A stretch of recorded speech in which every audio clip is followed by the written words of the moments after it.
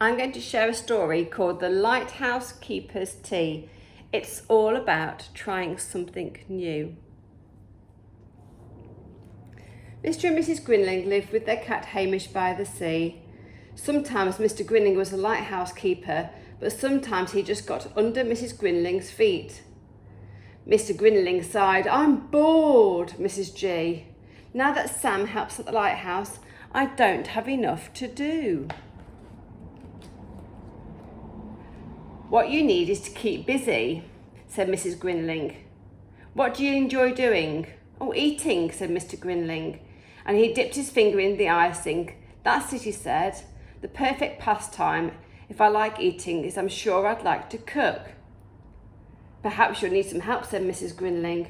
"No, thank you," said Mr. Grinling. "I'll be okay. I'm going to make some bread. Mix it all in a bowl and off we go." The bread rose and rose and flopped. When Mr. Grinling tried to put it in the oven, the dough slithered everywhere. "I don't like cooking," he decided. "Oh, what a pity. What about bird watching with your telescope?" "Oh, good idea, Mrs. G," agreed Mr. Grinling. "I can keep an eye on those pesky seagulls." He didn't see any seagulls, but he did spy green finches, missel thrush, 3 mallards, 2 black swans, and a kingfisher. "Oh, I'm enjoying this," thought Mr. Grinling. It was during lunch that he remembered he didn't like cows. "Shoo," he said bravely. Mr. Grinling scrambled up the tree while the cows finished his cheese sandwiches. He rang Sam. "Help!" said Mr. Grinling. "Help! I'm stuck in a tree. Can you come and rescue me?" It took Sam hours to try and find him. "No more bird watching," said Mr. Grinling. "Far too dangerous." Mr. Grinling was still bored. "Oh dear, maybe there's something else I can enjoy." He tried the violin, but it was too screechy. He went out with his kite, but it was too windy. And then there was the rollerblading. It was a disaster. "Perhaps old dogs can't learn new tricks," teased Mrs. Grinling. Said Mr. Grinling.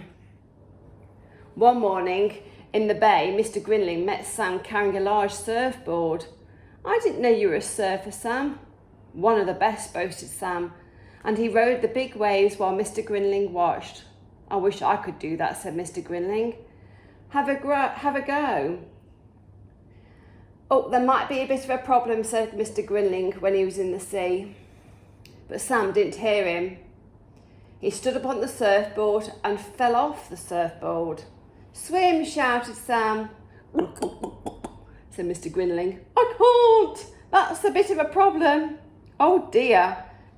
What I am good at is floating," said Mr. Grinling. But he couldn't swim.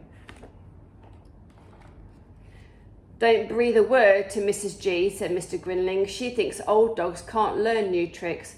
I'll show her that this one can." "Shall I help you with the swimming?" asked Sam. "No, thank you. I know exactly what to do." He found a rock in a nearby rock pool and lowered himself into the water. "I splash my arms like this, kick with my feet like this, and then I do both together," gulped Mr. Grinling, and he splashed wildly. "Help, help," cried Mr. Grinling. "I'm drowning." "Lucky I'm such a good floater," remembered Mr. Grinling, turning over. He floated around the jetty and through the Needles. He floated beside the white sandy beaches and over the shipwrecks. He floated past the lighthouse and the little white house, and at last he floated up onto the beach. Perhaps I do need help to learn how to swim.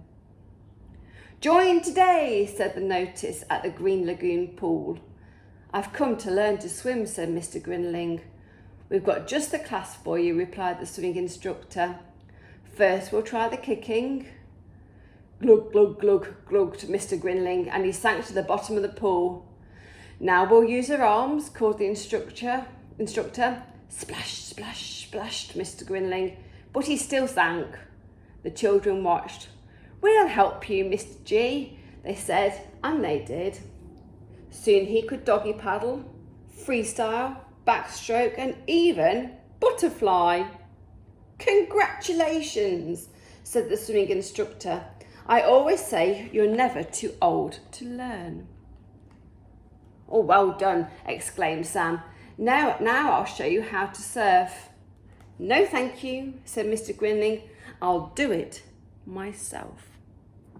"Stubborn old sea dog," said Sam quietly. Mr. Grinling bought a bright yellow swimsuit and a shiny red surfboard.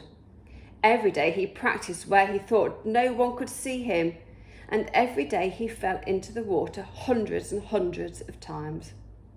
1001, muttered Mr. Grinling as he scrambled onto the board again. "This time I'll do it," he called to the seagulls. "I think he needs a helping hand," said Sam to the children. They were watching look behind the rocks. "Are you ready for action?" "Even the seagulls are being mean, look. He's pretty hopeless, Fred. He should have stuck to cooking, Tom," said the seagulls. 7 shark fins appeared in the water. "Oh, blither my whiskers," shouted Mr. Grinling. 7 sharks surfed beside him. Mr. Grinling stayed on the surfboard all the way to the shallows. 7 sharks climbed out of the water. "Well," cried Sam, "our shark trick certainly helped an old sea dog learn his new trick." "You frightened the life out of me," said Mr. Grinling, but a grin stretched right across his face. It wasn't long before Mr. Grinling could ride the waves just like a real surfer. "Now I can show Mrs. Grinling," he announced. Not yet," begged the children. "We've thought of the perfect occasion." It's pretty good there, look, isn't he?